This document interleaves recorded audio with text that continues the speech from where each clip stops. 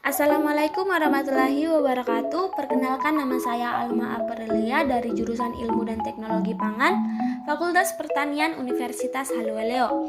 Di sini saya akan menjelaskan mengenai protein sel tunggal dari mata kuliah Aplikasi Bioteknologi Pangan.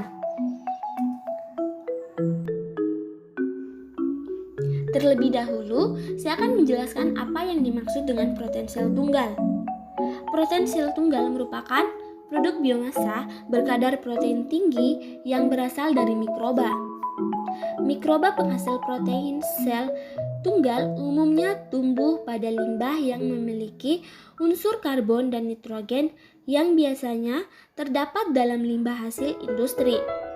Komponen utama protein sel tunggal adalah asam amino dan mineral. Produksi protein sel tunggal dari kultur Rhizopus oryzae dengan medium limbah cair tahu. Nah, bagaimana cara mengatasi limbah cair tahu dari industri ampas tahu? Nah, limbah cair industri pangan, terutama dari industri tahu, mengandung bahan organik yang tinggi. Apabila dibuang ke lingkungan tanpa diolah terlebih dahulu, akan menimbulkan dampak negatif berupa penurunan kualitas lingkungan. Limbah cair tahu dan ampas tahu juga mengandung protein, lemak, vitamin, dan mineral, sehingga berpotensi sebagai ampas tahu tumbuhan. Nah, mikroorganisme. Ampas tahu merupakan hasil sampingan dari pengolahan kedelai menjadi tahu. Pengolahan kedelai biasanya menimbulkan bau langu yang khas. Bau langu adalah bau yang khas pada kedelai yang disebabkan oleh oksidasi asam lemak tak jenuh pada kedelai.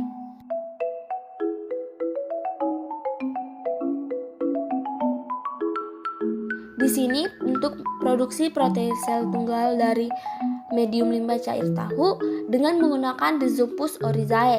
Terlebih dahulu, saya akan menjelaskan karakteristik Rhizopus oryzae.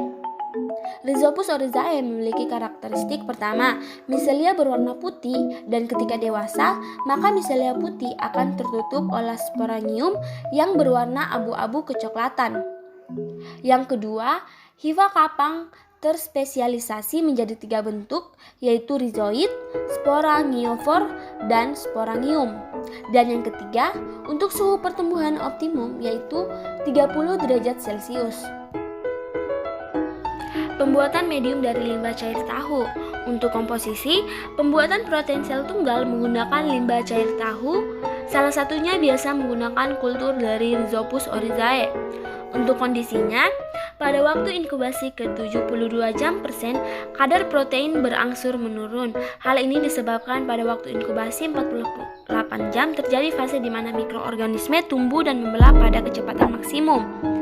Dan untuk waktu produksinya, Rhizopus oryzae dan inkubasi pada suhu kamar di atas seker berkecepatan 160 rpm selama 24, 48, dan 72 jam. Selanjutnya, proses pembuatan medium dari limbah cair tahu. Limbah cair tahu disaring dan dimasukkan ke dalam beker, kemudian dipasteurisasi dengan cara limbah dipanaskan pada suhu 60 derajat Celcius selama 30 menit. Didinginkan dalam lemari es selama 30 menit dan dibiarkan pada suhu kamar 23 derajat Celcius selama 24 jam. Proses ini dilakukan sebanyak 3 kali. Limbah cair tahu yang telah dipasteurisasi kemudian ditambahkan ke H2PO4, 3H2O sebanyak 0,1% dan gula pasir sebanyak 2%. Lalu diatur pH dengan penambahan NaOH hingga mencapai pH 4, 5, dan 6, lalu di autoclave dengan suhu 121 derajat Celcius selama 15 menit. Untuk keuntungannya, diketahui Rhizopus oryzae dapat mengurai lemak kompleks menjadi trigliserida dan asam amino. Selain itu, jamur juga ini mampu menghasilkan protease. Maka dari itu, diharapkan kapang tersebut dapat memberikan keuntungan terhadap lingkungan dengan hasil optimal dalam memproduksi protein sel tunggal. Itulah tadi penjelasan singkat saya mengenai produksi protein sel tunggal dari kultur Rhizopus oryzae dengan medium limbah cair tahu. Mohon maaf bila ada kesalahan kata dan aliran saya. Wabillahi taufiq wal hidayah. Wassalamualaikum warahmatullahi wabarakatuh.